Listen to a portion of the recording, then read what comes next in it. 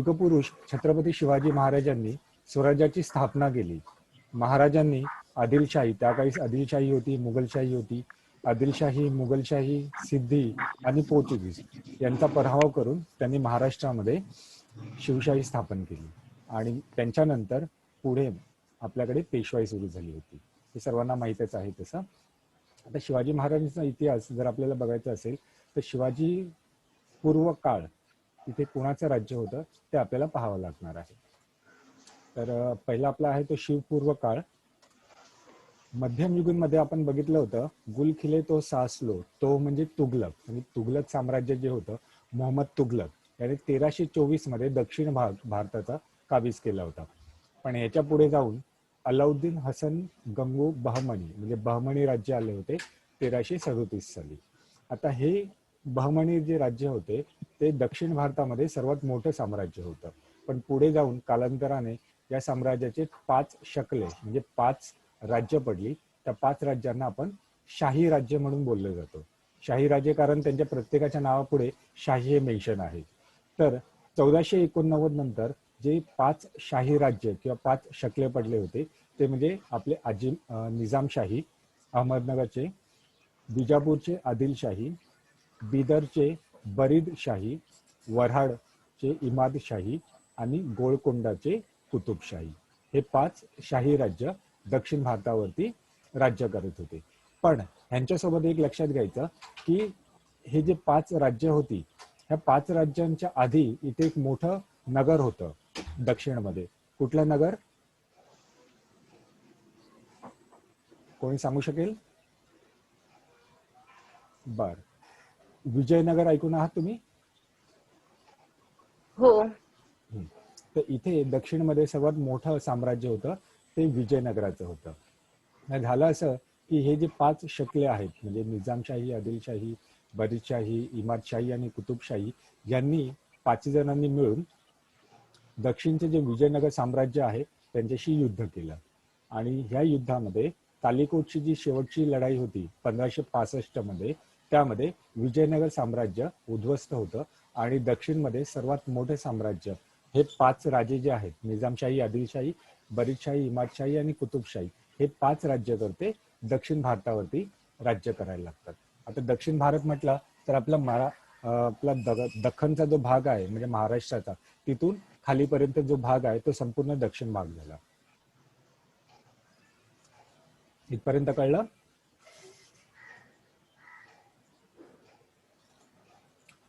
तुम्ही तुमच्या पाठीमागे जर बॅकग्राऊंडला जर डिस्टर्बन्स नसेल तर म्यूट ठेवू नका, अनम्यूट ठेवा, म्हणजे विचारलं तर पटकन सांगता येईल.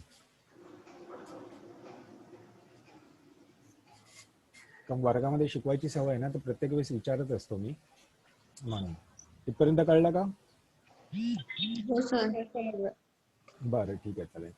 आता हे जे 5 शाही घराणे जे होते हे लोकांनी विजयनगर साम्राज्य याला उद्ध्वस्त तर केलं, पण मग ते लोक गप्प बसले का? नाही. आता सुरुवात झाली यांच्या आपापसामध्ये लढाई. निजामशाही, आदिलशाही, अच्छा, ह्या 5 राज्यांमध्ये निजामशाही आणि आदिलशाही हे सर्वात मोठे राज्य होते. पण हे दोघे आणि खालचे जे 3 आहेत हे 5ही साम्राज्य जे आहेत, राज्य आहेत, हे लोक आपापसामध्ये वर्चस्वासाठी त्या लोकांनी युद्ध करायला सुरुवात केली. आता जर युद्ध करत असेल तर युद्धाला सैनिक लागतात आणि सैनिकांच्या वरती आपल्याला सरदार लागतात. मग आता हे सरदार कुठून आले? तर ह्यांच्याच युद्धामध्ये आपल्याकडे मराठा सरदारांचा उदय झाला. म्हणजे प्रत्येकाकडे जे सरदार होते ते मराठे सरदार होते. आता ह्या 5 शाही राज्यांमध्ये जो संघर्ष होत होता त्यावेळेस मराठे सरदारांचा उदय झाला. त्यामध्ये मी आधीच सांगितलं आदिलशाही आणि निजामशाही हे 2 प्रामुख्याने मोठे राज्य होते. तर आदिलशाहीमध्ये चंद्रराव मोरे म्हणा किंवा झुंजाराव घाटगे, माने, घोरपडे, डफळे, सावंत, निंबाळकर, नाईक निंबाळकर आपण ऐकून आहोत. ह्या मराठे सरदार किंवा मराठे घराण्यांचा उदय झाला आदिलशाहीमध्ये. आणि निजामशाही म्हणजे जे अहमदनगरचे होते त्यामध्ये प्रामुख्याने 2 घराण्यांचा उदय झाला. एक आहे भोसले घराणे, त्यांचे वंश जर म्हटलं तर शिसोदे यादव घराणे म्हटलं जातं. आणि दुसरं महत्वाचं आहे ते जाधव घराणे म्हणजे लखुजी जाधव, हे आपल्याला माहितच असेल. तर हे 2, आता हे 2 महत्वाचे आणि याचा उल्लेख आपण इथे का करतोय? कारण यांचाच पुढे आपण अभ्यास करणार आहोत. पहिलं जे आहे जाधव घराणे म्हणजे वराड सिंदखेडचे लखुजीराव जाधव जे आहेत त्यांची कन्या म्हणजे जिजामाता, जिजामाई. ठीक आहे. आणि भोसले म्हणजे शिसोदे यादव घराणे जे आहेत, वंश आहेत, त्यांचा आपण पुढे इतिहास आपण अभ्यास करणार आहोत. हे दोन आपल्याला महत्वाचे आहेत. तर कुठले? जाधव घराणे आणि भोसले घराणे. आता जे भोसले घराणे आहेत, शिसोदे यादव वंश, यांचा आपण इतिहास बघूया. सुरुवातीला म्हणजे भोसले घराणे जे आहेत त्यांचा जो सुरुवातीचा जो पुरुष आहे, वंश पुरुष, त्यांच्याही आधी असतील, पण महत्वाचे कुठले आहेत ते आहेत बाबाजी भोसले. आता एक लक्षात घ्या, भोसले हे नाव भोसाजी किंवा भैरोजी हे पहिले त्यांची नावं होती, पण कालांतराने या नावांचं रूपांतर होऊन भोसले हे नाव पडलं. ठीक आहे. तर सर्वात पहिला जी व्यक्ती आहे ती आहे बाबाजी भोसले. आता हे जे सरदार होते त्या सरदारांना राणा किंवा राजा ही पदवी दिली जायची. तर आपले बाबाजी भोसले जे होते हे मराठवाड्यातील वेरूळ गावाचे होते, ते पाटील होते त्या गावाचे. आणि नंतर त्यांनी निजामशाही जे आहे, निजामशाहीमध्ये त्यांनी प्रवेश केला. निजामशाहीमध्ये ते सरदार म्हणून राहिले होते. बाबाजी भोसले यांचे दोन पुत्र, पहिला आहे मालोजी आणि दुसरा पुत्र आहे तो विठोजी. ठीक आहे. बाबाजी भोसले यांचे दोन पुत्र मालोजी आणि विठोजी. मालोजी यांना नवाबाकडून मकरंद ही पदवी पण देण्यात आली होती. म्हणजे शूरवीर जे असतात त्यांना पदव्या वगैरे दिले जायचे, तर मालोजींना मकरंद ही पदवी दिली गेली होती. आणि मालोजी यांचेच दोन पुत्र, एक आहे शहाजी आणि दुसरे आहे शरीफजी. तर आपण शहाजींचा अभ्यास करणार आहोत, कारण शहाजी कोण आहेत? शिवाजींचे वडील. कळलं इथपर्यंत? हो. ओके, चला ठीक आहे. पुढे आपण आता शहाजींबद्दल बघूया. शहाजीराजे म्हणजे शिवाजी महाराजांचे वडील. आणि दक्षिणेतमध्ये निजामशाही जी होती ह्यामधले ते एक मातब्बर म्हणजे सर्वात मोठे सरदार होते. मुघलांनी निजामशाही जिंकून घेण्यासाठी मोहीम हाती घेतली. आता झालं असं की निजामशाही असेल किंवा आदिलशाही असेल, हे लोक आपापसामध्ये भांडणं करत होते. तर निजामाने काय केलं की मुघलांना हाताशी घेऊन आदिलशाहीला संपवण्याचा कट रचला. तर मुघलांनी निजामशाही जिंकून घेण्यासाठी मोहीम हाती घेतली आणि या मोहिमेमध्ये आदिलशाही या मोहिमेत विजापूरच्या आदिलशहाने मुघलांशी संघर्ष केला. शहाजीराजे कुठे होते? निजामशाहीमध्ये होते. आणि मुघल आणि आदिलशाह हे मिळून त्यांनी निजामशाही नष्ट केली. म्हणजे साधारण निजामशाहीचा पडाव 1636 मध्ये झाला आणि त्यांचं अस्तित्व संपुष्टात आले. आता इथे शहाजीराजे होते. मग आता शहाजीराजे जाणार कुठे? तर आदिलशाही जी होती त्यांनी शहाजीराजांना आपल्याकडे बोलून घेतले आणि त्यांना हेही सांगितलं की जर तुम्ही आमच्याकडे जर काम करत असाल, आमचे सरदार म्हणून राहत असाल, तर तुमच्याकडे जी जागीर आहे, म्हणजे शहाजीराजेंकडे ऑलरेडी जागीर होती, पुणे, सुपे, इंदापूर आणि चाकण, ती तुम्हाला तशीच ठेवू, परत देऊ तुम्हाला. आणि ह्याशिवाय तुम्हाला आम्ही जास्त जागीर पण देऊ. म्हणजे त्यांना पुढे काय झालं की आदिलशहाकडून त्यांना कर्नाटकच्या मोहिमेवर पाठवण्यात आले आणि पुढे कर्नाटक जिंकल्यानंतर कर्नाटक बेंगळूर म्हणजे बँगलोर किंवा बंगळुरू आपण जे बोलतो आणि त्याचा आसपासचा प्रदेश त्यांना जागीर म्हणून देण्यात आली होती. बरोबर?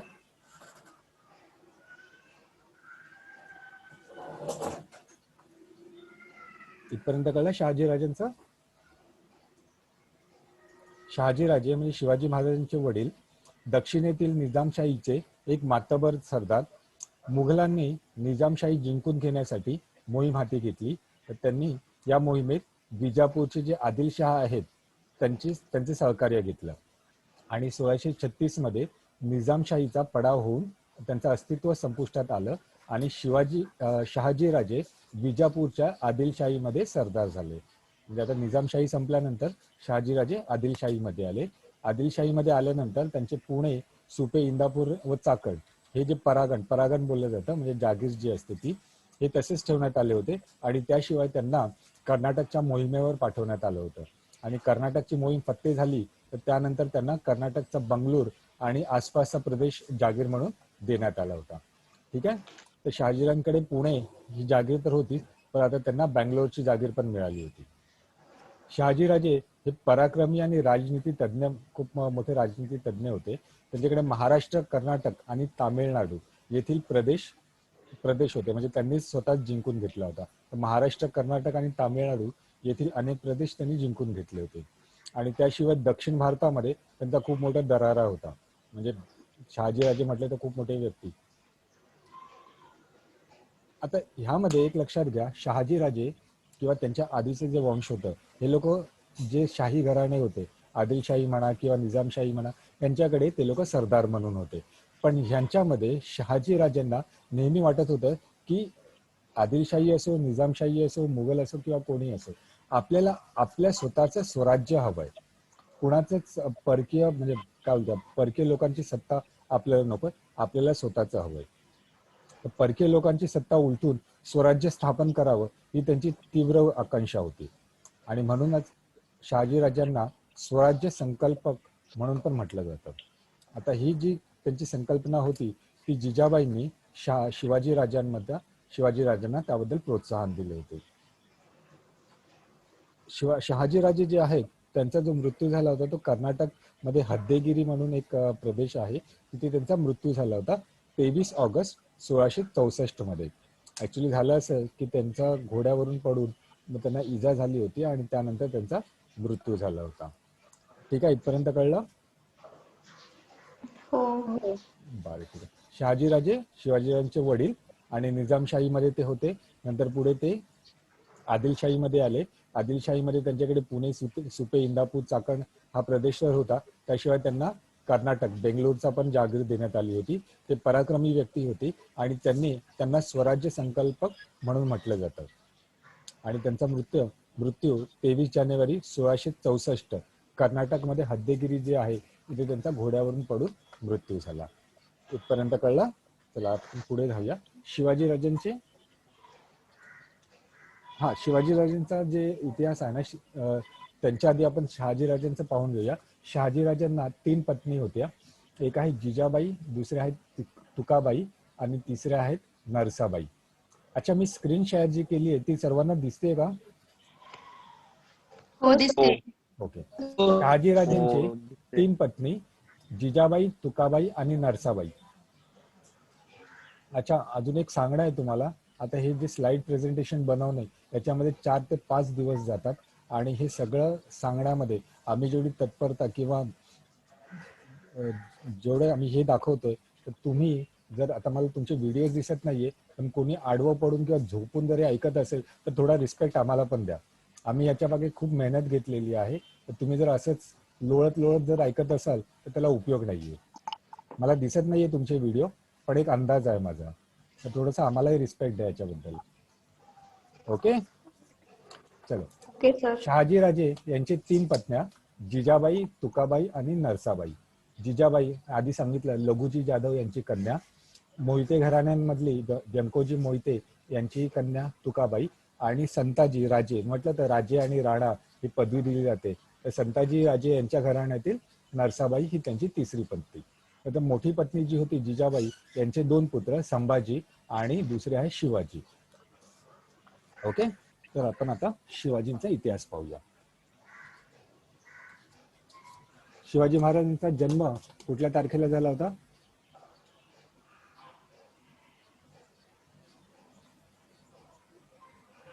माहित नाही का कुणालाच? बोला रे, 19 फेब्रुवारी. मोठ्याने बोला जरा. आपण महाराष्ट्रातले आहोत आणि महाराजांचा जन्म आपल्याला माहिती असला पाहिजे. 1630 मध्ये. 19 February. Very nice, good, very good. 19 February 1930. बरं, जन्मस्थळ 19 फेब्रुवारी 1930 आणि जन्मस्थळ शिवनेरी, पुणे. शिवनेरी गड, जुन्नर म्हणजे पुण्याच्या इथला आहे तो. शिवनेरी गडावरती झाला होता. ठीक आहे. आता हे जरा मनामध्ये 10 वेळा रिपीट करून घ्या. 19 फेब्रुवारी 1930. अभ्यासाच्या दृष्टीने नाही पण एक मराठी माणूस किंवा महाराष्ट्रामध्ये राहतोय म्हणून तरी शिवाजी महाराजांचा जन्मतारीख माहिती असली पाहिजे. 19 फेब्रुवारी 1930. बरं, यांचे वडील शहाजी भोसले हे आपल्याला माहितीच आहे. आणि शहाजींकडे पुणे, चाकण, सुपे ही त्यांच्याकडे जागीर होती, हे आपण पाहिलं होतं. तर त्यांना शिवाजी महाराजांना जी जागीर मिळाली होती पुणे, जागीर त्यांना शहाजी भोसले यांच्याकडून मिळाली होती. कुठल्या साली? 1641. आता 1930 आणि 1641 म्हणजे किती वर्ष झाले? 11 वर्ष झाले. तर 11व्या वर्षी शिवाजी महाराजांना त्यांचे वडील शहाजी भोसले यांच्याकडून पुण्याची जागीर मिळाली होती. ठीक आहे. आता शिवाजी महाराजांची माता कोण? जिजाबाई. जिजाऊ. जिजाबाई भोसले. जिजाबाईंनी शिवरायांना उत्तम शिक्षण देण्याच्या बाबतीत सदैव जागरूक होत्या. त्यांनी शील, सत्यप्रियता, वाक्यचातुर्य, दक्षता, धैर्य, निर्भयता, शस्त्रप्रयोग आणि विजयाकांक्षा, स्वराज्य यांची त्यांचे संस्कार केले होते. त्याशिवाय त्यांना मराठी, संस्कृत आणि फारसी भाषा जी आहे त्यांचं प्रशिक्षण पण मिळालं होतं. युद्धामध्ये अश्वरोहण किंवा तलवारबाजी असते, दंडपट्टा, भालाफेक आणि कुस्ती ह्यात शिवाजी महाराज प्रवीण होते. ठीक आहे. आणि शिवाजींचे बालपणाचे पालक, शिक्षक आणि मार्गदर्शक कोण? दादाजी कोंडदेव. Very nice. शिवाजीचे बालपणाचे पालक, शिक्षक व मार्गदर्शक दादोजी कोंडदेव. अच्छा, याच्या आधी तुम्हाला बरं, याच्यानंतर अजून एक सांगतो. त्यांना जी पुण्याची जी जागीर मिळाली होती ती जागीर जी आहे त्यांना मावळ बोललं जातं. ठीक आहे. तर शिवाजी महाराजांनी जी स्वराज्य स्थापनेची सुरुवात केली होती ती मावळ भागामध्ये. आणि मावळ म्हणजे पुणे जिल्हा जो आहे, म्हणजे त्यांची जी जागीर आहे त्या जिल्ह्याचा पश्चिम भाग. मावळचा प्रदेश हा डोंगर खोऱ्याचा भाग होता आणि ह्यामध्ये 12 मावळ होते. आता हे 12 मावळ कुठले कुठले आहेत पटकन रीड करा.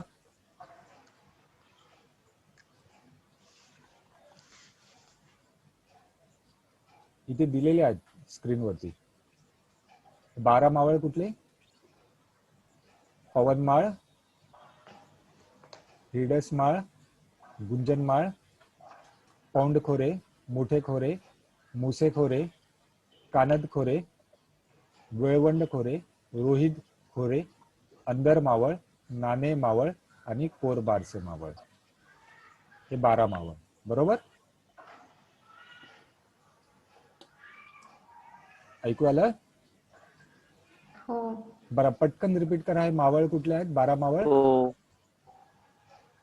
पटकन रिपीट करा. पहिला पवन मावळ. पवन मावळ. दुसरा? हिरडस मावळ. तिसरा? गुंजन मावळ. चौथा? खोरे. पाचवा? खोरे. सहावं? मुसेखोरे. सातवं? कानद खोरे, वळवण खोरे, रोहित खोरे, अंदर मावळ, नाणे मावळ खोरे. मला नंबर तरी बोलू द्यायचा. चलो ठीक आहे. हे 12 मावळ होते आणि शिवाजी महाराजांनी याच्यापासून सुरुवात केली होती. ठीक आहे. आता शिवाजी महाराजांनी जी सुरुवात केली होती तर ते एकटेच लढले होते का? नाही. शिवाजी महाराजांसोबत त्यांचे सहकारी होते. आता हे सहकारी म्हटलं म्हणजे त्यांचे ऍक्च्युली सहकारी म्हणजे त्यांचे सवंगडी, लहानपणाचे सवंगडी होते. तर स्वराज्य स्थापनेच्या या कार्यात त्यांना चांगले सवंगडी व सहकारी मिळाले. कुठले कुठले? येसाजी कंक, बाजी पासळकर ऐकून आहोत आपण, बापूजी मुदगल, नरेकर देशपांडे बंधू, कावजी कोंढाळकर, जीवा महाला, तानाजी मालसुरे, कान्होजी जेधे, बाजीप्रभू देशपांडे, दादाजी नरसप्रभू देशपांडे हे त्यातील काही नावं आहेत.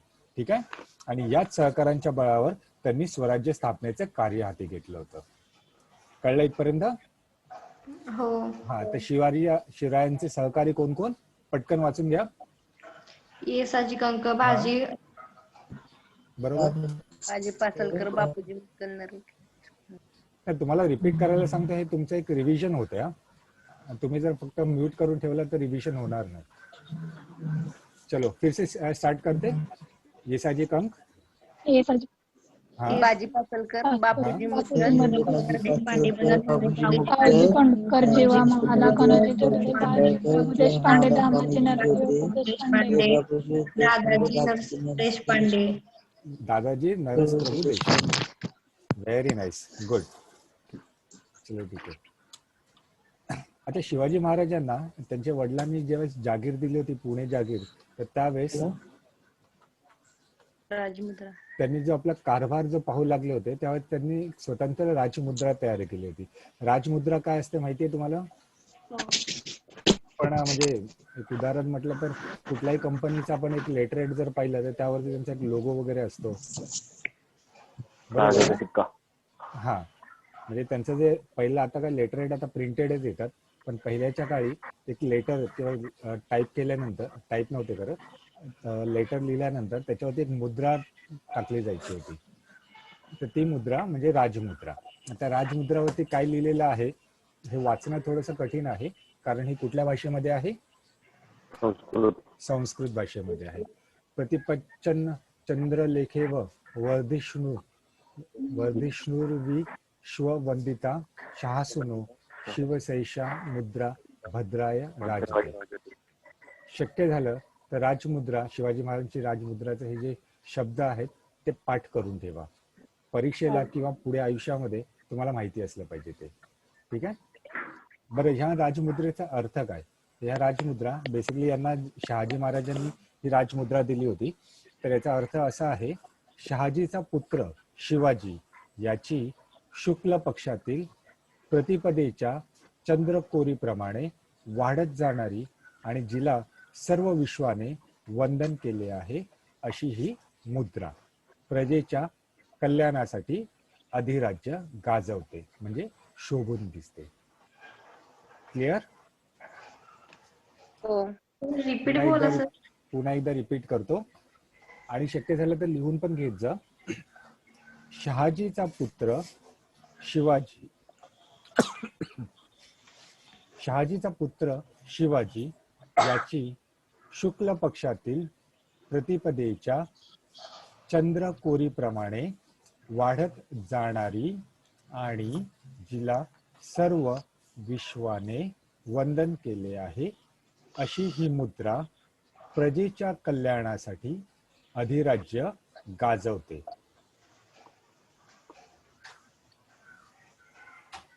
Okay, clear? हो.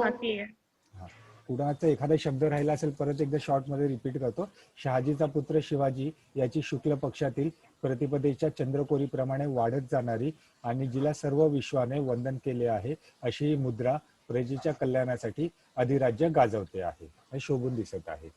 ठीक आहे, बाय. चलो आगे चलते हैं. आता शिवाजी महाराजांची कारकिर्दी आहे ती सुरुवात होते 1647 मध्ये. आता 1647 त्यांचा जन्म कधी झाला होता? 1630 मध्ये. त्यांची पहिली कारकिर्दी 1647 मध्ये झाली. आता ही कारकिर्दी सुरुवात कशी झाली की जिजामातांकडून त्यांना स्वराज्याची त्यांना प्रेरणा मिळाली होती.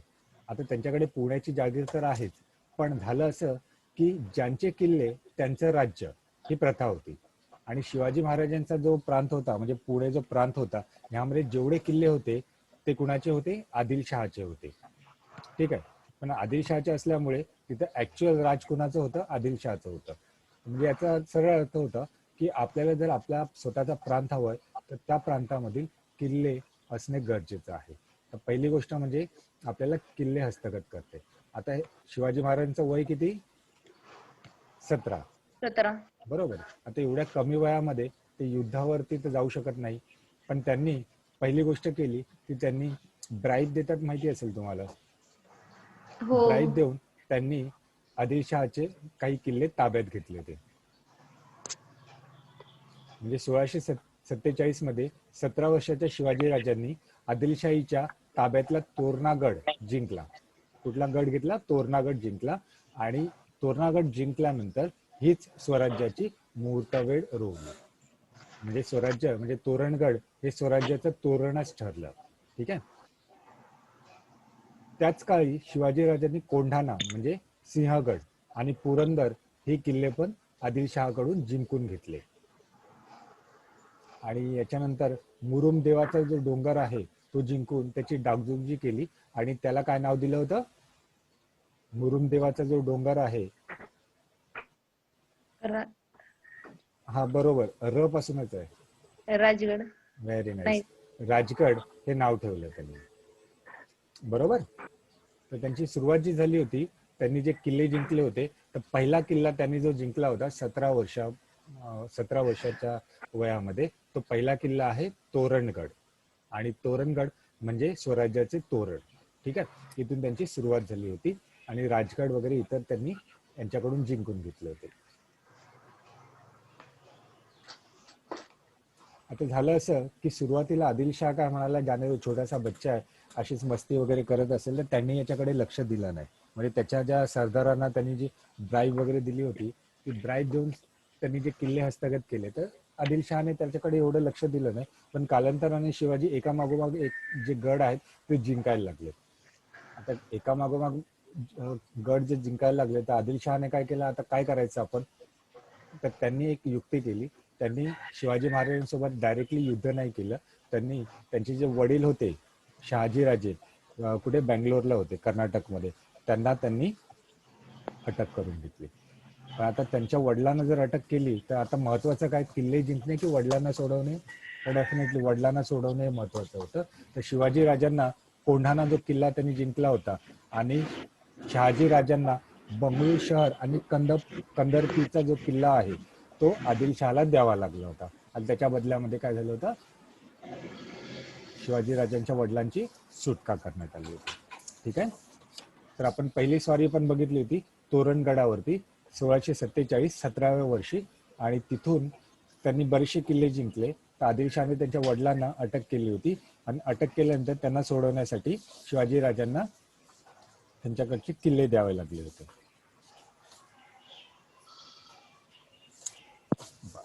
दुसरं 1647 नंतर झालं असं की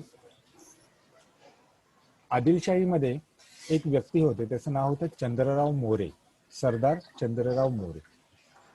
आता हे चंद्रराव मोरेचं काम काय होतं की शिवाजी आणि शहाजी म्हणजे शिवाजी महाराज आणि त्यांचे वडील शहाजी यांचे कुरापती काढत असे. म्हणजे कान भरणं जे असतात ना, कान भरणं सुरू होतं. कुणाचं?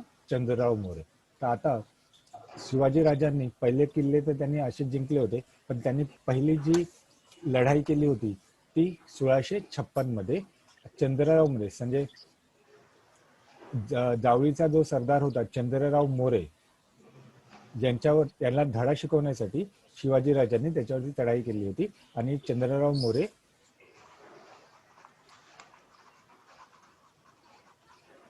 हॅलो हॅलो ऐकू येते तुम्हाला? हा सर, येतोय. हो सर. त्यांनी पहिली जी स्वारी केली होती ती चंद्रराव मोरे यांच्यावरती केली होती, कारण तो आदिलशाहीचे कान भरत होता. तर ही त्यांची पहिली लढाई, पहिली स्वारी म्हणजे पहिली त्यांचं जे झालं होतं, पहिला किल्ला जिंकला तोरणगड. आणि पहिलं युद्ध त्यांनी जे जिंकलं होतं ते आहे जावळीचं, म्हणजे याला जावळी प्रकरण पण म्हटलं जातं. ठीक आहे, आता 1656 साली काय झालं, कोणी काय म्हटलं का? नाही. बरं ठीक आहे, चला. आता चंद्रराव मोरे म्हणजे हा आदिलशहाचा खास माणूस, खास असल्यामुळे तो त्याची कान पण भरत होता. आता याला जर हरवलं म्हटल्यानंतर आदिलशहाला आला राग. आता राग आल्यानंतर आता शिवाजी महाराजांना हरवायचं, शिवाजी महाराज प्रत्येक युद्धामध्ये आता जिंकायला सुरुवात केली होती, त्यांना हरवायचं म्हटलं तर आता काय करायचं, तर 1659 त्यांनी आदिलशहाच्या ताब्यात असणारे किल्ले जिंकत राहिल्यामुळे आदिलशहाने विडा ठेवला, जो भी शिवाजी को मार के लेके आएगा उसको काय काय देणार, ते जागीर वगैरे देणार, असं त्यांनी फरमान सोडला होता. ठीक आहे. अच्छा, एक लक्षात घ्या, शिवाजींचं जे लेक्चर आपण सुरुवात करतो किंवा शिवाजींबद्दल आपण ज्यावेळेस बोलतो तर शिवाजी महाराज बोललं जातं, पण काही वाक्यांमध्ये फक्त शिवाजी हा उल्लेख असाच येतोय. ठीक आहे, तर तो जरा समजून घ्या तुम्ही. यामध्ये शिवाजींचा अपमान वगैरे असं काही नाहीये, पण बोलण्याच्या ओघामध्ये आपला तो शब्द येतो शिवाजी म्हणून. ठीक आहे, तर 1659 मध्ये अफजल खान प्रकरण म्हणजे आदिलशहाच्या ताब्यात असणारे किल्ले जिंकत राहिल्यामुळे त्याला विडा ठेवण्यात आला होता. आणि उसको मार के कौन लेके आएगा असं म्हटल्यानंतर अफजल खान जो सरदार होता हा खूप मोठा सरदार होता, म्हणजे फिजिकली बॉडी पण त्याची खूपच मोठी होती, याने तो विडा उचलला आणि त्यांनी काय केलं, मोठं सैन्य घेऊन अफजल खान मोहिमेवर निघाला. आता मोहिमेवर निघाला इकडे आल्यानंतर त्यावेळेस शिवाजी महाराज कुठे होते, तर ते होते प्रतापगडावरती. आता शिवाजी महाराज होते प्रतापगडावरती, बरोबर. आता शिवाजी महाराज प्रतापगडावरती आणि तो प्रतापगडाच्या पायथ्याशी. आता त्याने तिथे मोठा तंबू ठेवला होता आणि तो काय तिथून हलतच नव्हता. आणि त्याचं काय झालं, आणि तो काय तिथून हलतच नव्हता. आणि सैन्य पण मोठं. आता किती दिवस वरती बसणार, एकदा येऊन तर अफजल खानला भेटून काही सोक्षमोक्ष तर लावाच लागणार आहे ना. मग एक दिवस ठरली आणि शिवाजी महाराजांनी अफजल खानला भेटायचं मान्य केलं. याच्याबद्दल याच्या पाठची स्टोरी तर सर्वांना माहितीच असेल, हो. बरोबर आहे ना. हा. तर शिवाजी महाराजांनी याची भेटायची वेळ किती वाजता ठरवली होती? दुपारी 12:35. 12.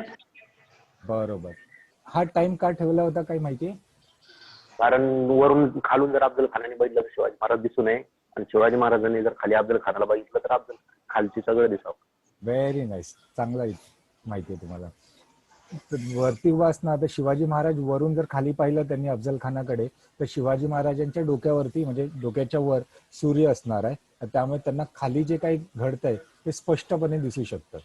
पण अफजल खानने जर वरती पाहिलं शिवाजींकडे, तर शिवाजींच्या पाठीमागे जो सूर्य आहे त्याच्यामुळे त्यांना काहीच दिसत नव्हतं.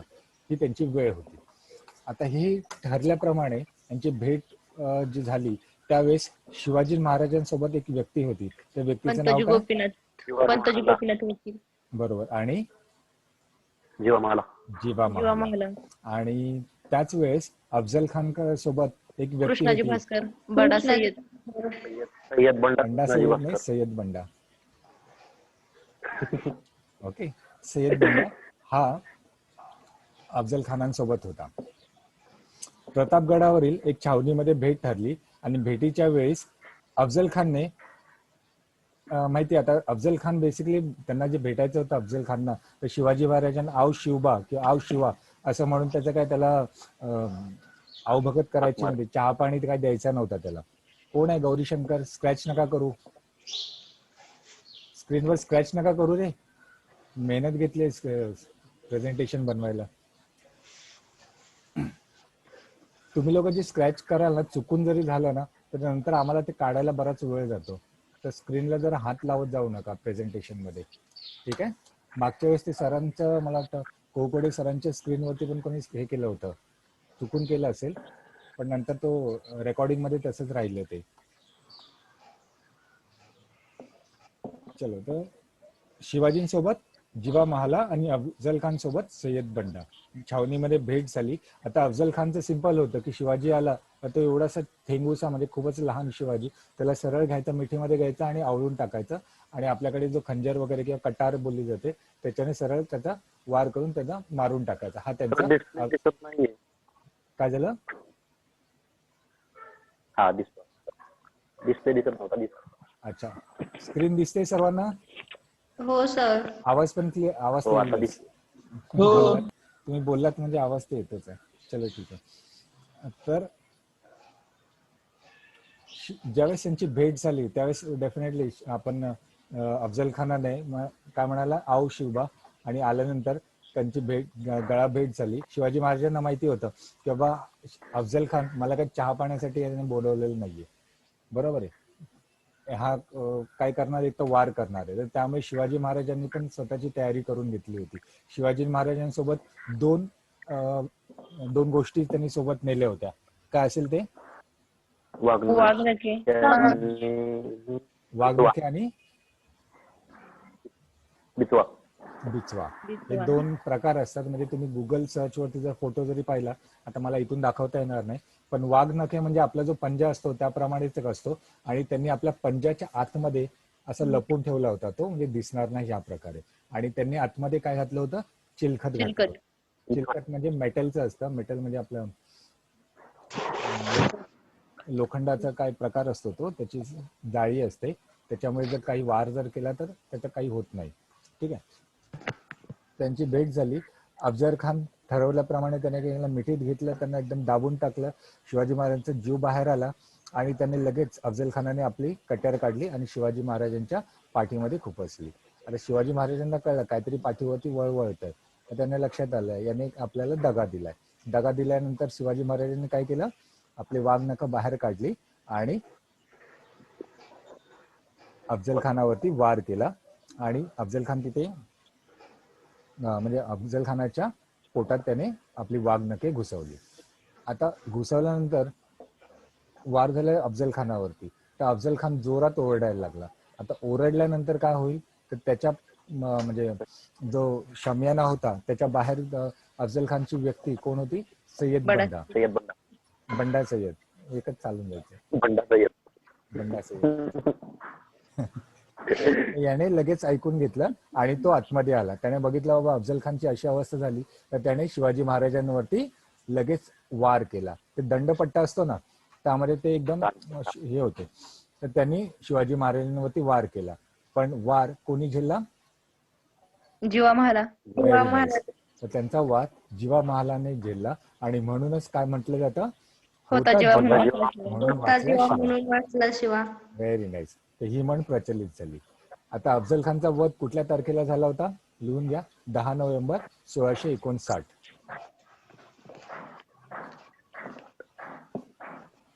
1660 ना सर? 59. 1659, 10 नोव्हेंबर.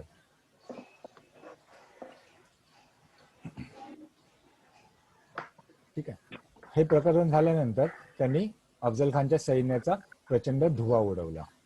अच्छा, वेळ काय आहे ते मला सांगत जा. जर मग 4 सव्वा 4 झाले की आपल्याला मग क्लोज करायला स्क्रीनमध्ये मला टायमर नाही दिसणार आहे.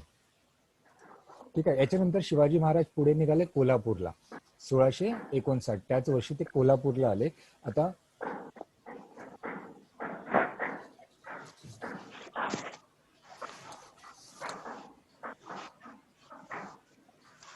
आदिलशहा हा वैतागला. आम्ही अफजल खानला पाठवलं आणि अफजल खान हा सर्वात मोठा आणि शूरवीर जो पराक्रमी सरदार होता त्याला मारून टाकल्यानंतर अफजल खानाला आपलं आदिलशहाला एकदम राग आला. आणि त्याच वेळेस काय झालं होतं, शिवाजी महाराज अफजल खानचं जे प्रकरण झाल्यानंतर ते गेले होते कोल्हापूरला आणि कोल्हापूरच्या नजीक पन्हाळा जो आहे तिथे ते पोहोचले होते. पण त्याच वेळेस आदिलशहाची एक व्यक्ती, एक सरदार रुस्तम जान मिर्झे पाशी आला होता. रुस्तम जान, ठीक आहे. तर त्याला ज्यावेळेस कळलं की शिवाजी महाराज पण इथे आले, तर रुस्तम जान म्हणजे आदिलशहाचा सरदार, त्याने काय ठरवलं, चला ठीक आहे आपण आता शिवाजी महाराजांना इथे संपून टाकूया.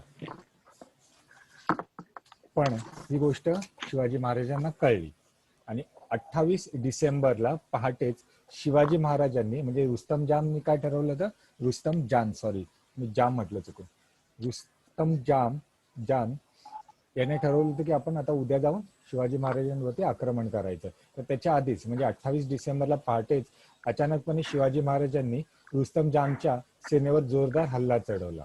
आणि हे त्यांना माहितीच नव्हते असं काही होईल म्हणून. पूर्ण जोरदार हल्ला चढवून त्यांनी म्हणजे सर्वच बाजूनी म्हणजे छोट्या छोट्या तुकड्या केल्या होत्या आणि सगळ्याच बाजूनी त्यांनी त्याला वेढा घातला होता. पण ह्याच्यामध्ये रुस्तम जान हा रणांगण सोडून पळून गेला. म्हणजे सर्वात मोठा सरदार असून सुद्धा त्याला शिवाजी महाराजांनी पळून लावलं. ठीक आहे. आणि याच्यानंतर येतं, आता तुम्ही जो क्रम बघितला 47, 56, 59, 59, 60, म्हणजे शिवाजी महाराजांना श्वास घेण्याची किंवा फुरसतच नव्हती. एका मागोमाग एक त्यांची लढाई, जी म्हणजे आपलं स्वराज्य स्थापनेसाठी जे लढाई बघाल तुम्ही, ते एका पाठोपाठ एकच सुरू होत्या. आता पहिली गोष्ट 47 मध्ये त्यांचे जे गड वगैरे होते, शिवाजी महाराजांनी गड घेतले. दुसरे त्यांच्या जवळचा माणूस चंद्रराव, त्याला त्यांनी संपवलं, जावळी प्रकरण घडलं.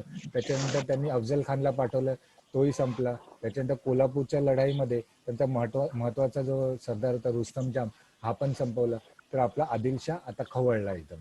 तर त्याने आपल्या अजून एक सरदाराला पाठवलं, जाओ तुम जाके उसे भिडो, म्हणजे जाऊन हे कर म्हणून. तर ती व्यक्ती कोण होती, सिद्दी जोहर. अफजल खान. हा बरोबर. अफजल खानच्या मृत्यूमुळे चिडलेल्या आदिलशहाने त्याचा सेनापती सिद्दी जोहर यास हल्ला करण्यासाठी पाठवले. आणि हा जो हल्ला वगैरे झाला होता हा पन्हाळगडावरती, आणि याच्या खालोखाल जी येते ते एक घटना म्हणजे ती लढाई जी होती ती कुठली आहे? पावनखिंडीतील लढाई, पावनखिंडीची. बरोबर. चलो बॅक जाते. सिद्दी जोहरचे आक्रमण 1660 म्हणजे लागूनच झालं. कोल्हापूर कधी झालं? नोव्हेंबर मध्ये झालं 1660 मध्ये. 1660 साली झालेले आक्रमण, ऍक्च्युली सिद्दी जोहरचे आक्रमण जे होते हे स्वराज्यातील अनेक मोठ्या संकटांपैकी एक समजले जाते. सिद्धीच्या आक्रमणाची बातमी येताच राजे पन्हाळगडावरती गेले, म्हणजे त्यांनी आक्रमण केलं आणि खूप मोठं त्यांनी नुकसान पण केलं. तर ते आपले राजे कुठे गेले होते? पन्हाळगडावरती. पण सिद्दी जोहरने काय केलं, त्याला जेव्हा माहिती पडलं, म्हणजे सिद्दी जोहरला त्याचा सुगावा लागताच त्याने काय केलं, गडालाच वेढा घातला. आणि गडाला वेढा घातल्यानंतर त्यांनी काय केलं की जी रसद असते, रसद म्हणजे जे खाणं पिण्याचे सामान वगैरे सगळं काही असतं तेच त्याने हे करून टाकलं, म्हणजे कोणीच जाऊ शकणार नाही असं. आता ते राजे गडावरती आहे, काही दिवस गडावरती ते राहिले, थांबले तिथे. पण आता त्यांनी जर रसदच बंद केली आता करायचं काय? आता काही दिवस गडावरती सर्वांनी तग धरली पण सिद्धीचा वेढा उठवण्याचं काही लक्षणच दिसत नव्हती.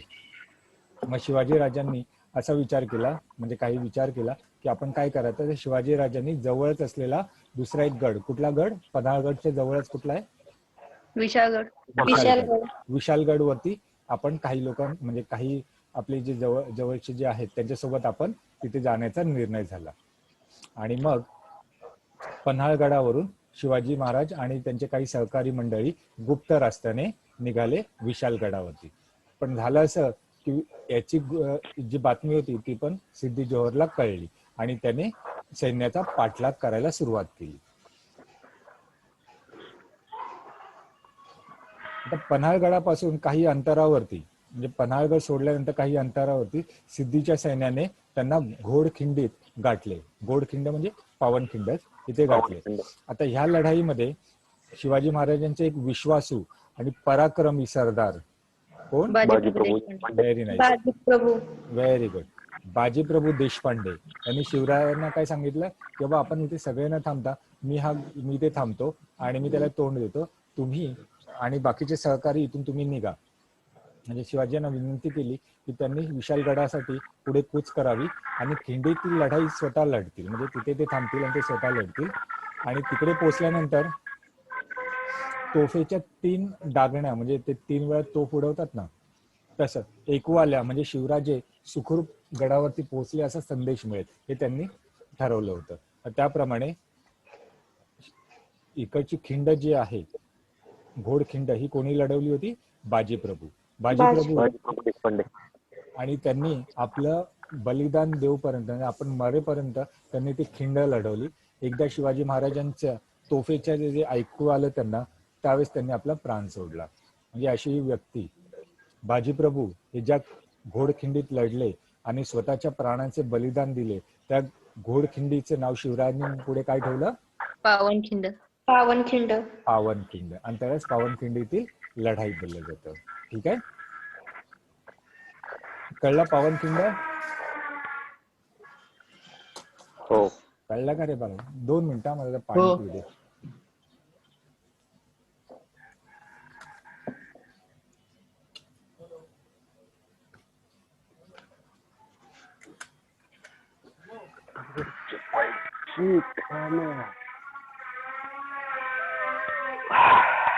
माझी गाडी चालू आहे पाठी.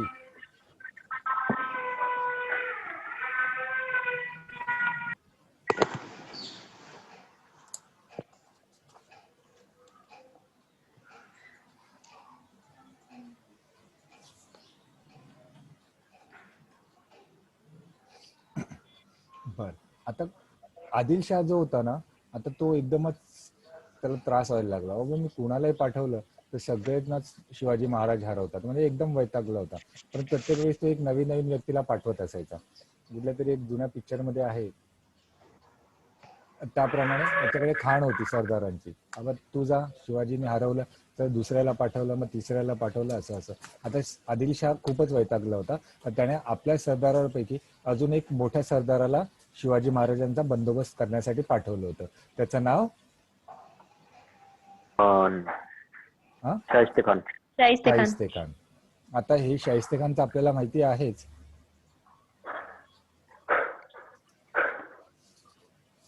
शाहिस्ते खानची बोटं तोडण्यात आली होती, माहिती आहे तुम्हाला? हो. हो. शाहिस्ते खानने काय केलं होतं, सरळ त्याने मोठा फौज फाटा घेऊन ना त्याने पुण्यावरतीच आक्रमण केलं होतं आणि पुण्याच्या लाल महालामध्ये ते राहायला आले होते.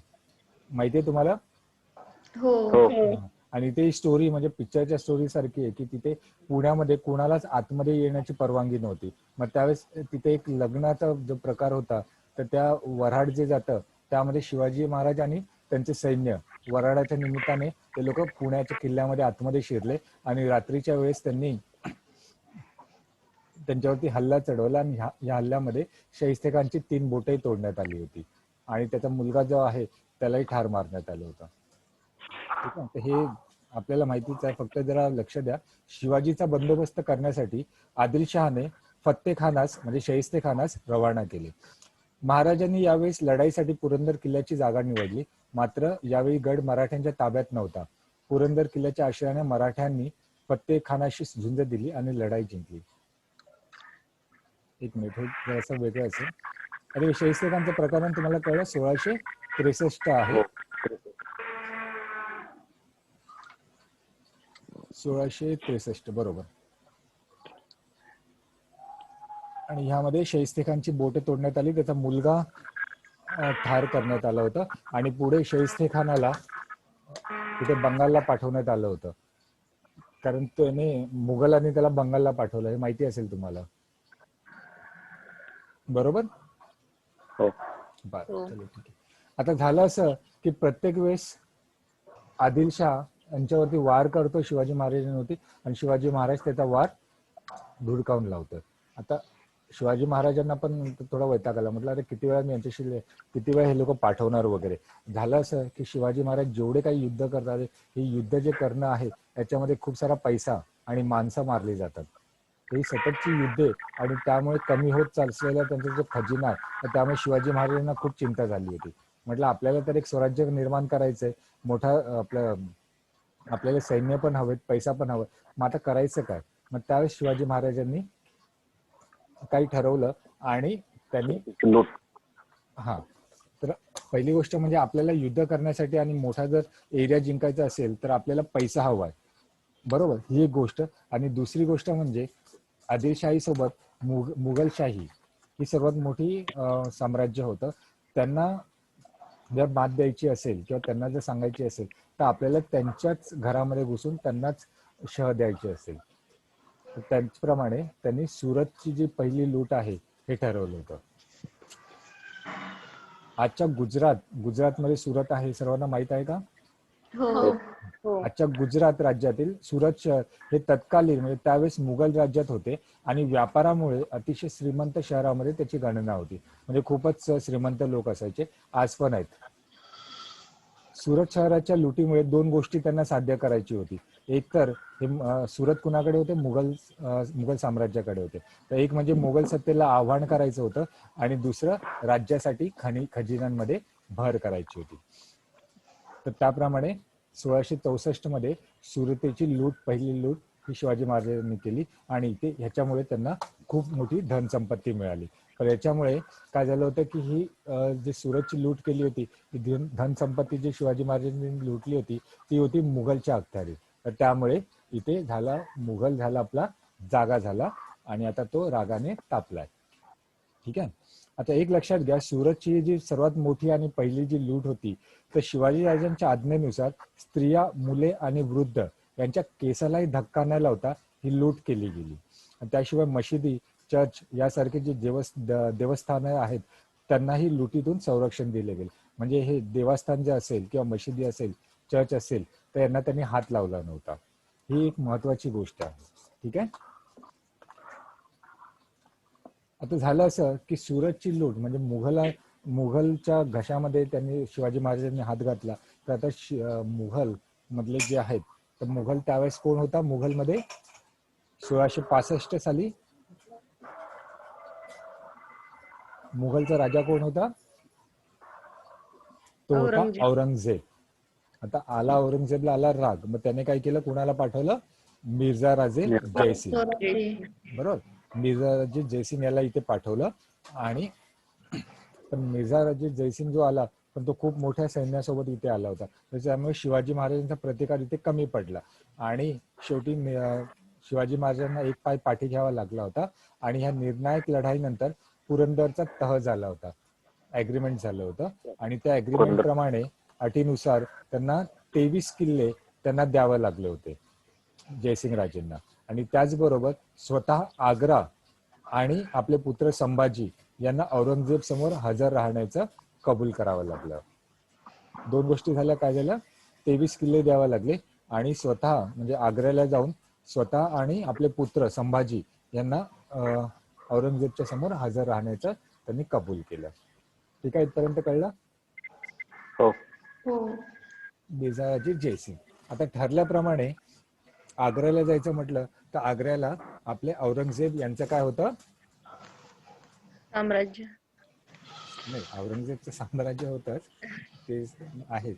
पण आग्र्याला भेटायचं निमित्त काय होतं, तर औरंगजेबला भेटायचं निमित्त होतं की औरंगजेबचा बर्थडे, हॅपी बर्थडे, वाढदिवस. ठीक आहे. शिवाजी महाराज औरंगजेबचा वाढदिवस होता. औरंगजेबाने शिवाजी राजांना दिल्ली येथे भेटीसाठी बोलवले. त्यानुसार शिवाजी महाराज आपले संभाजी राजांसोबत पुत्र संभाजी यांना घेऊन ते गेले तिथे.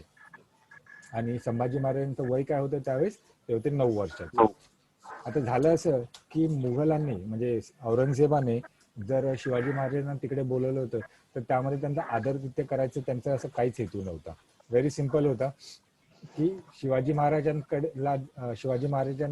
जर आपण कोणाला पण इथून जर पाठवलं, आदिलशाही असेल किंवा मुघल साम्राज्य असेल, शिवाजी महाराज कुठे कधी हारत नाहीये. तर त्यामुळे तिकडे जाऊन शिवाजी महाराजांना हरवण्यापेक्षा त्यांना काही निमित्ताने आपण इथे बोलूया आणि इथे त्यांचा आपण काही ना काही निमित्ताने वध करून टाकूया, हा त्याचा मागचा हेतू होता.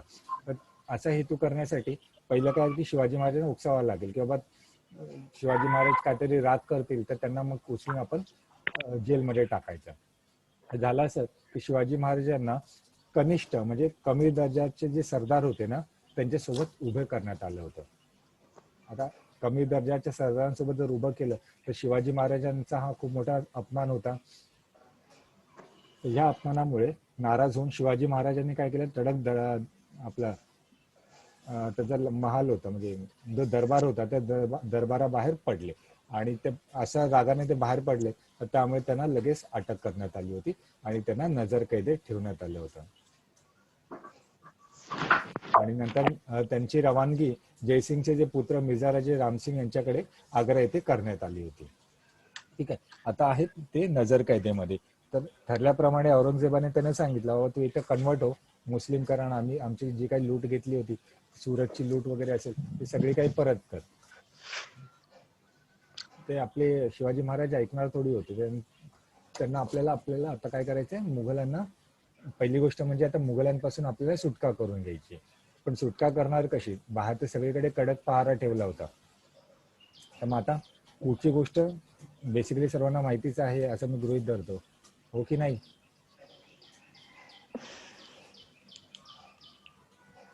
आग्र्याची स्टोरी माहिती आहे ना सर्वांना. हो. एकालाच माहिती आहे, डिटेल मध्ये माहित नाही एवढी. डिटेलमध्ये. हो सर, माहिती. बेसिकली आपल्याला माहिती आहे की त्यांनी आग्र्यामधून सुटका केली होती, ती पण एकदम फिल्मी स्टाईल. म्हणजे ऍक्च्युली आपलं बॉलिवूड जे आहे ते इथूनच तयार झालेलं आहे. ते काय होतं की कडक पहारा ठेवल्यामुळे असेच काही दिवस निघून गेले आणि त्यांनी आता सुटायचं कसं म्हणजे बरेच प्रयत्न केले, पण सगळे प्रयत्न त्यांचे फोल ठरले. मग शेवटी शिवाजी राजांची एक योजना आखली. आणि त्यावेळेस जर हे असताना मेंटॉस असताना मग त्यांच्यावरती एक ऍड पण तयार झाली असती.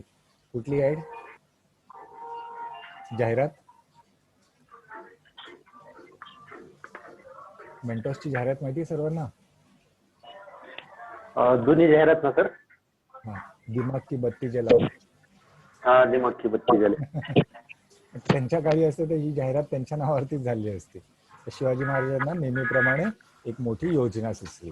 ओके, तर या योजनेनुसार त्यांनी आजारी पडल्याचे निमित्त केले आणि त्यांच्या प्रकृती स्वास्थ्यासाठी विविध मंदिरांना व दर्ग्यांना मिठाईचे पेठारे पाठवण्यात येऊ लागले. म्हणजे बस मिठाई वगैरे पाठवण्याचा क्रम सुरू झाला. सुरुवातीला हे काय करायचे, पहारेकरी प्रत्येक पेटारा बारकाईने तपासून पाहत होते. पण काही दिवसांनी आता रोजच्या रोज मोठे मोठे पेठारे चाललेत, तर सुरुवातीला बरेच पहारेकरांनी उत्साह दाखवला. म्हणजे जसं तुम्ही पण परीक्षा फॉर्म भरला म्हणून जो उत्साह दाखवला होता पहिल्या दिवशी उत्तर द्यायमध्ये आणि आज यामध्ये फरक दिसतोय. तर हा, तर तो उत्साह कमी होऊ देऊ नका. लक्षात घ्या, डिसेंबरमध्ये येण्याचे चान्सेस आहेत पोलीस भरतीची, आणि पोस्ट ऑफिसची परीक्षा तर ठरलेली आहे, मार्चमध्ये आहेच ती. आणि आता कोरोना पण संपत आलाय, तर त्यामुळे परीक्षा नक्कीच होणार असं आपण गृहीत धरून अभ्यास करा. मी कन्फर्म नाही करत आहे, पण परीक्षा नक्कीच येईल, त्यामुळे गाफील राहू नका. ठीक आहे. तर या योजनेनुसार त्यांनी आजारी पडल्याचे निमित्त केले आणि त्यांच्या प्रकृती स्वास्थ्यासाठी विविध मंदिरांना व दर्ग्यांना मिठाईचे पेठारे पाठवण्याची क्रम सुरुवात झाला. आणि सुरुवातीला नेहमीप्रमाणे पहारेकरांनी पेठारे बारकाईने तपासून पाहत होते, पण पुढे काही दिवसांनी त्यामध्ये ढिलाई सुरुवात झाली. बाबा ठीक आहे, पहिले ते लोक असं आपल्या तलवारी वगैरे असं फळांमध्ये असे पूर्ण घुसून पाहत होते, पण त्याच्यानंतर त्या लोकांनी काय केलं, फक्त पेठारे किती आहेत बाबा, 10 पेठारे आहेत, जाऊ दे.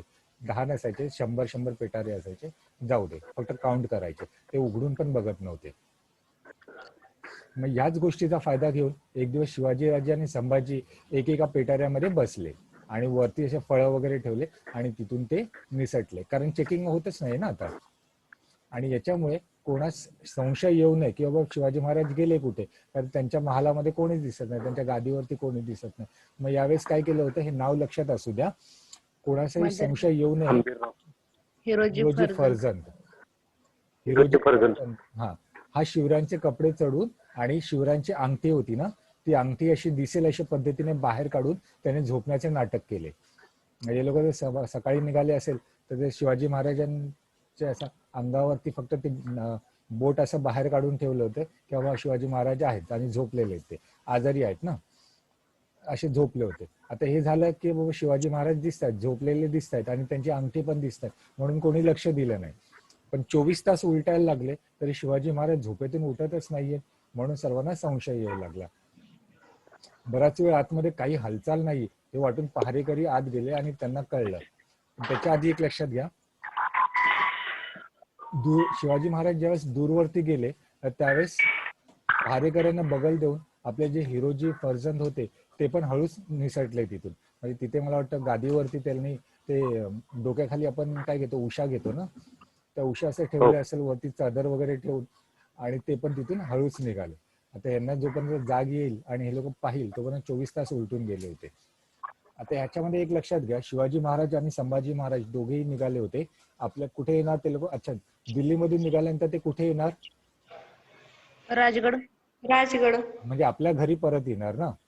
इथे एक त्यांची म्हणजे समजण्यासारखी गोष्ट आहे, म्हणजे तेही तुम्हालाही कळायला पाहिजे. शिवाजी महाराज इकडे न येता म्हणजे दक्षिणकडे न येता, म्हणजे उत्तरेकडून दक्षिणेकडे न येता ते कुठे गेले, उत्तरेकडे गेले.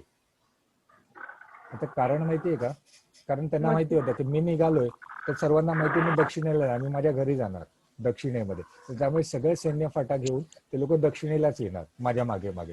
त्यापेक्षा जर मी उत्तरेला गेलो तर माझ्या पाठीमागे कोच येऊ शकत नाही ना.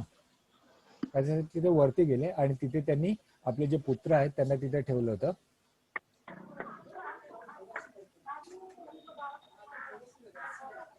मथुरा जे आहे, मथुरा येथे त्यांनी संभाजी यांना तिथे पाठवले आणि नंतर शिवाजी महाराज महाराष्ट्रामध्ये इथे हळूहळू पोहोचले. आता महाराष्ट्रामध्ये ज्यावेळेस शिवाजी महाराज आले तर त्यांनी वेशभूषा केली होती, माहितीये का तुम्हाला? हो. कुणाची वेशभूषा होती? संन्यासाची.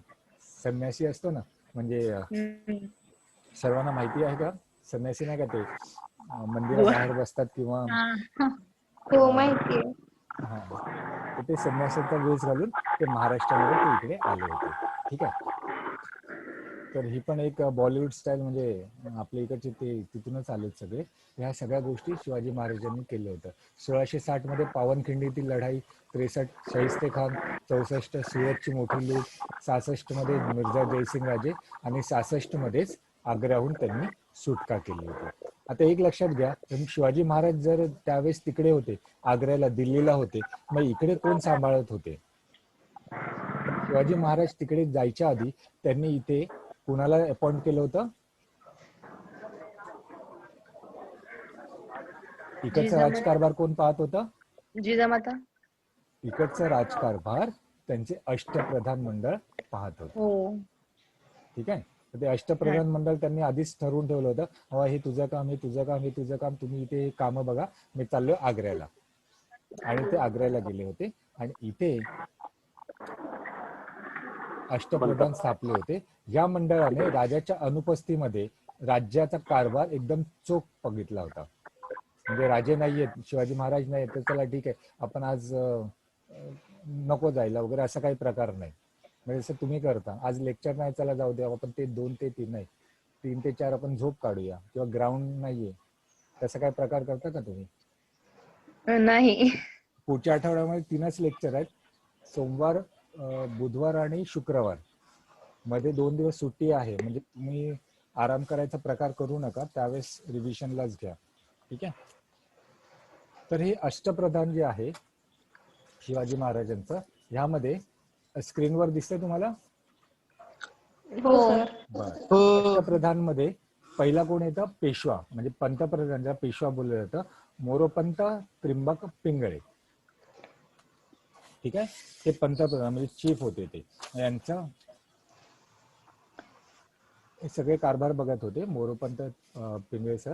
त्यानंतर इकडचे जे न्यायाधीश होते ते होते मिराजीपंत रावजी. आता यांचं काय काम होतं की स्वराज्याचे सरन्यायाधीश होते, म्हणजे न्याय प्रकरण जे असायचं ते हे बघत होते.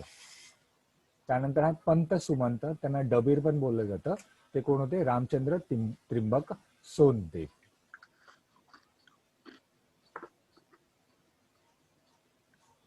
रामचंद्र डबीर, पंत सुमंत, म्हणजे यांचं हे पण काम होतं की ते परराष्ट्र मंत्री होते, आणि हेर खाते जे असतं, परराष्ट्र मंत्री म्हणजे दुसरे जे राज्य आहेत, दुसरे राज्य आहेत त्यांच्यासोबत जे पत्रव्यवहार वगैरे बघायचा, किंवा त्यांच्यासोबत जे रिलेशन्स ठेवतो आपण. आपल्याकडे UPSC मध्ये तुम्हाला माहिती असेल, इंडियन फॉरेन सर्व्हिस म्हणून आहे, परराष्ट्रीय आपले जे असतात ते, त्याप्रमाणे ते रामचंद्र त्रिंबक सोनदेव. ठीक आहे.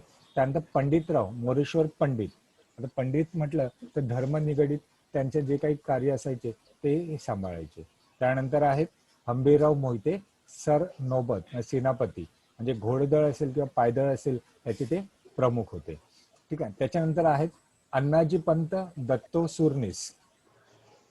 अण्णाजी पंत दत्तो, ऍक्च्युली सुरनीस नाहीये, त्यांना सुरनीस पण बोललं जातं, म्हणजे पत्रव्यवहार वगैरे असं, म्हणजे पत्र आज्ञापत्र वगैरे असेल याचा अकाउंटिंग वगैरे आहेत ते आपले सुरनीस बघायचे. त्यानंतर आहेत मजुमदार पंत अमात्य रामचंद्र नीलकंठ, म्हणजे अकाउंटिंग. मजुमदार म्हणजे अकाउंटिंग जे असतं ना, जमा खर्च पाहणे, ते बघायचे. आणि याच्यानंतर जे 8वे आहेत ते वाकनीस, म्हणजे मंत्री किंवा वाकनीस बोलतात, दत्ताजी पंत त्रिंबक.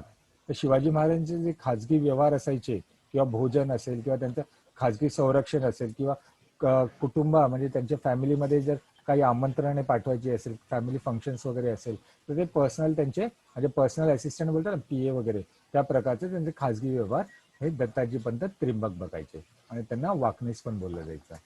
ठीक आहे. अष्टप्रधान कळलं? पटकन रिपीट करा. पंतप्रधान कोण?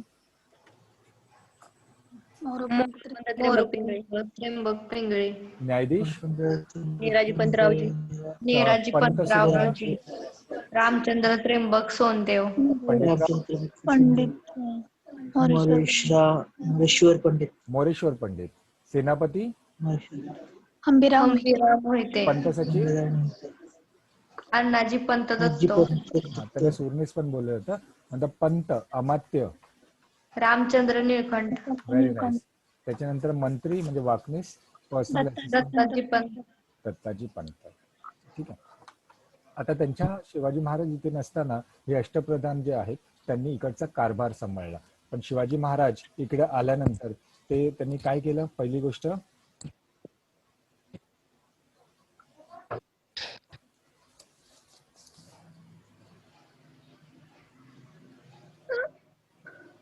एकच मिनिट हा.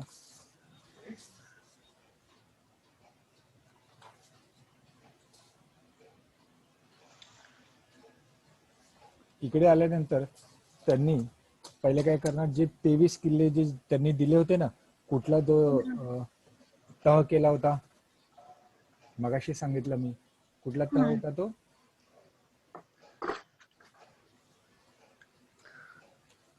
पुरंदरचा तो.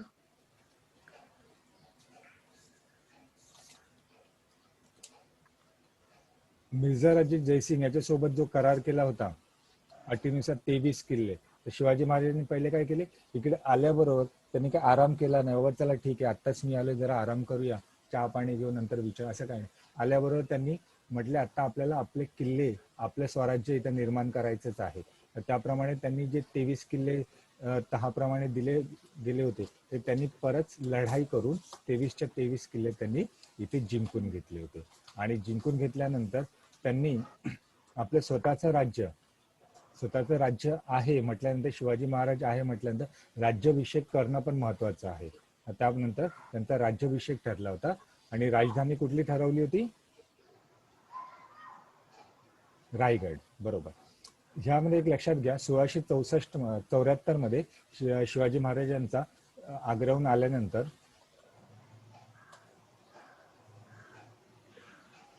शिवाजीराजे, स्क्रीन दिसते तुम्हाला?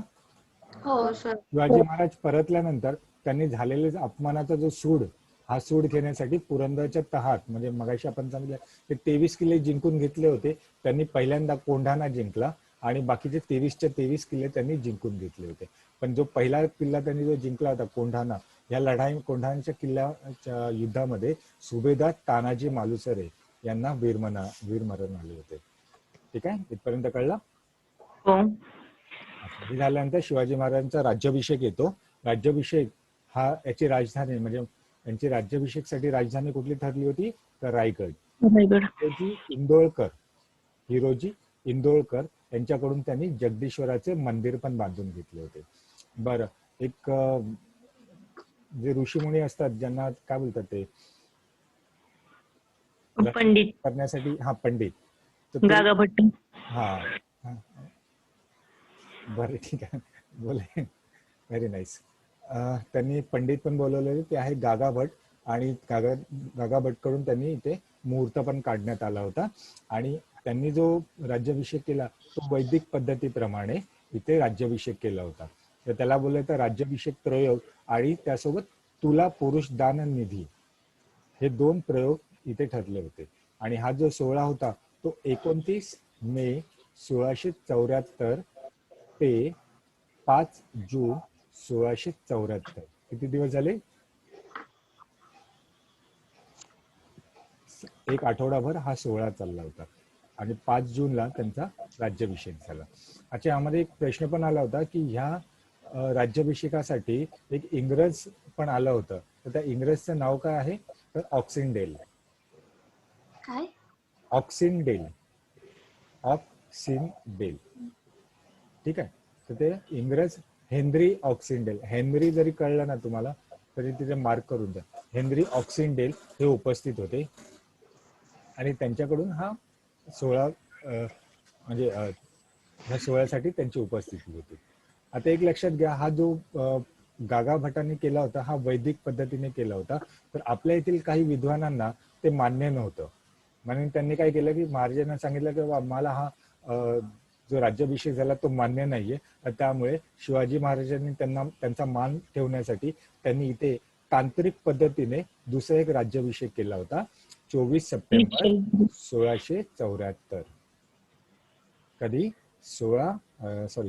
24 सप्टेंबर 1674 ह्यावेळेस त्यांचा दुसरा राज्याभिषेक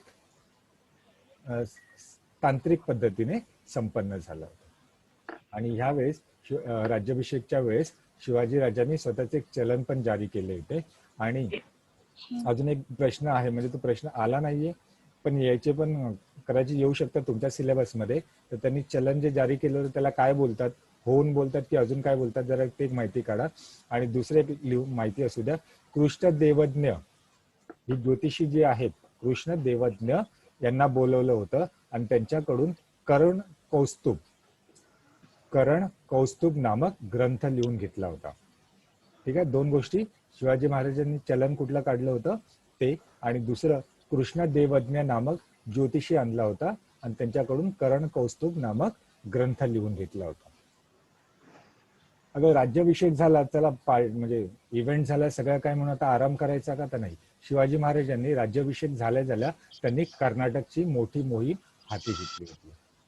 म्हणजे इथे झाला, कार्यक्रम झाला, लगेच त्यांनी कर्नाटकला आपली मोहीम हाती घेतली होती. आणि याच्याच नंतर काही काळानंतर शिवाजी महाराजांचं निधन झालं होतं. ती तारीख आहे 3 एप्रिल 1680. 80. Very nice. 3 एप्रिल 1680.